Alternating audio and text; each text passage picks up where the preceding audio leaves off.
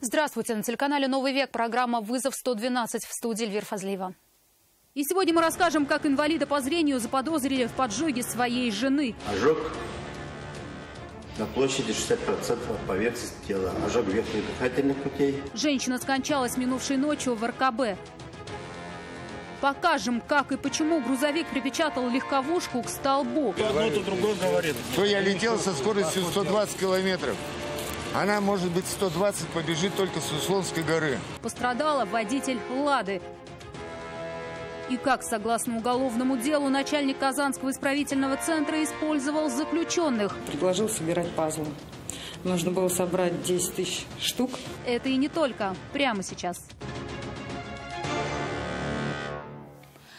41-летняя женщина, неделю назад пострадавшая на пожаре в Дербышках, скончалась минувшей ночью в Республиканской клинической больнице. Ее госпитализировали с ожогами 60% тела в ночь с 8 на 9 сентября. Следователи предполагают, что пожар не был случайностью. В поджоге женщины сейчас подозревают ее мужа, инвалида по зрению. Подробности у Нафисы Минязовой.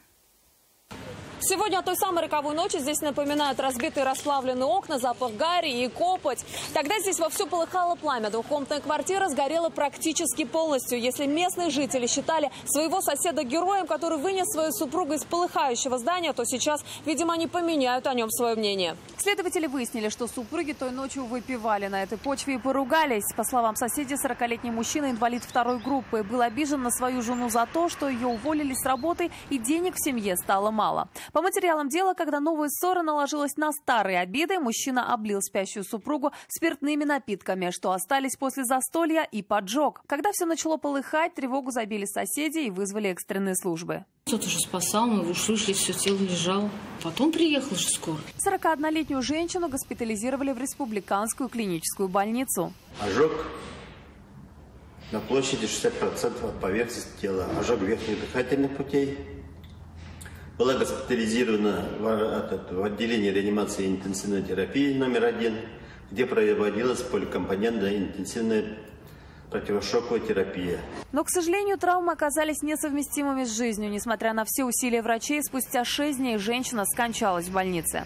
По данному факту следственными органами Следственного комитета Российской Федерации по Республике Татарстан возбуждено уголовное дело по части 1 статьи 105 Уголовного кодекса Российской Федерации «Убийство».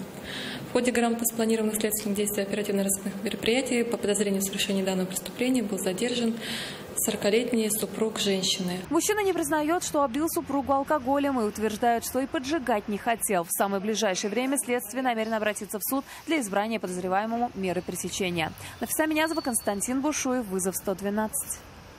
Тело пожилого мужчины обнаружили пожарные в частном доме в селе Пермяки. Огонь вспыхнул в 7 часу вечера. Стихия уничтожила практически все. Причиной пожара в предварительной версии стало неправильное использование электроприборов. 78-летний пенсионер погиб, а вот его 75-летняя жена осталась жива. Она получила легкие ожоги лица. В больницу женщина ехать не захотела. Тело 43-летнего мужчины обнаружили полицейские в одном из домов по улице Мира в Лениногорске.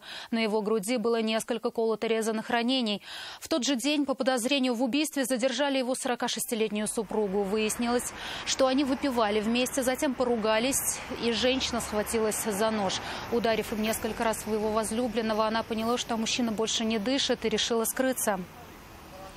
По данному факту следственными органами Следственного комитета Российской Федерации по Республике Татарстан возбуждено уголовное дело по части 1 статьи 105 Уголовного кодекса Российской Федерации «Убийство». В настоящее время женщина свою вину полностью признала. В ближайшее время следователь обратится в суд с ходатайством об избрании в отношении нее мер пресечения в виде заключения под стражу. Трамвай сошел с рельсов на Сибирском тракте. Вагоновожатый объяснил, что электротранспорт повело юзом, из-за чего предположить не смог. В итоге движение было парализовано в обе стороны. Повезло, что ему навстречу не ехали другие трамваи, иначе столкновения было бы не избежать. За 1 час простоя каждого вагона предприятие теряет 7 тысяч рублей. 46-летняя женщина пострадала в результате столкновения «Лады Калина» и грузовика на перекрестке улиц Беломорская, Химиков. Легковушку после удара отбросила в столб. Женщина, сидевшая за рулем, сильно ударилась головой. Но до приезда медиков пыталась доказать второму участнику аварии, что права именно она. Мужчина аргументы не принимал и утверждал, что прав он. Спор был очень эмоциональным. Какие аргументы приводили водители, услышала Айгуль Бадрудинова. Молодой человек сзади меня стоял. Он посигналил с того, что я стою на зеленой. Почему я не еду, потому что трамвай проехал. О чем вы говорите? Водители столкнувшихся машин так и не пришли к единому мнению о причинах аварии. Оба перекладывали ответственность друг на друга и очень эмоционально спорили. На перекрестке улиц Беломорская и Химиков водовоз снес легковушку и прижал ее к столбу. Водитель грузовика заявил, что ехал по Беломорской на разрешающий сигнал светофора. Заканчивал маневр, но путь ему внезапно перегородила «Лада». Ей сзади кто-то посигналил, она рванула передо мной.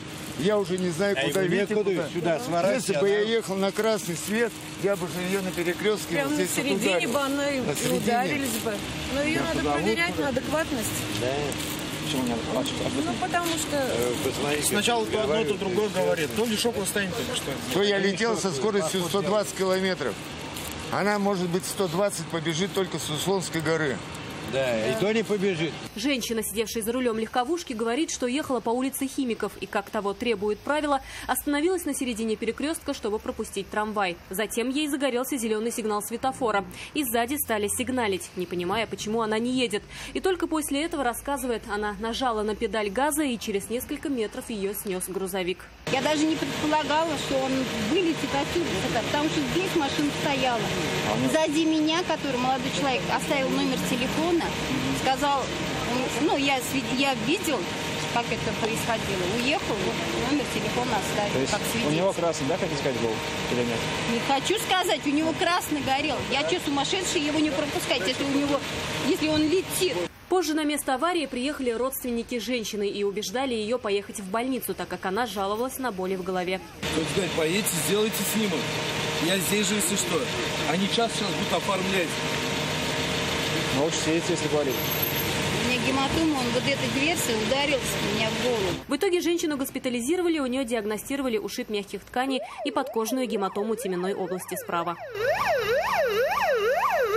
Приехавшие на место автоинспекторы, предварительно оценив ситуацию, посчитали, что на красный все же проехал водитель грузовика. Но окончательное решение о виновнике этой аварии будет принято на детальном разборе происшествия. Айгуль Бадрудинова, Айрат Назипов, Константин Бушуев, вызов 112. Заставлял осужденных собирать пазлы, ремонтировать за свой счет душевые комнаты и сдавать в металлолом имущество исправительного центра. Бывшему начальнику Казанского исправительного центра номер 1 сегодня в Московском суде огласили обвинительное заключение. Репортаж Алсу Ахмедзяновой. Так как я приехала с колонии, на тот момент я уже 6 лет с лишним отсидела. И, обратно мне точно не хотелось. Напуганные тем, что вернутся вновь в более строгие условия отбывания наказания, Ольга Колесникова и еще 3 осужденные женщины стали выполнять то, что требовал от них начальник исправительного центра номер 1. Предложил собирать пазлы. Нужно было собрать 10 тысяч штук. В общем, за 2 недели где-то. То есть мы приходили с работы, где-то это было около 9 вечера, отбой у нас уже в 10. Где-то часов до 2 ночи, до 3 собирали. Собрали они, признается, всего 3,5 тысячи, и то за месяц. Собранные пазлы обвиняемый передает коммерческой фирме, получив за это чуть более 5 тысяч рублей. Согласно уголовному делу, 3 тысячи он отдал женщинам, хотя обещал гораздо больше. Остальное оставил себе. В октябре 2018 года, заметив, что в душевой сломался водонагреватель, стал требовать у одного из осужденных его починить, причем за свой собственный счет. Угрожая ухудшить условия содержания, моральным унижением, заведомо незаконно потребовал от осужденного Протасова провести ремонт в душевой комнате электрического водонагревателя, расположенной по вышеуказанному адресу.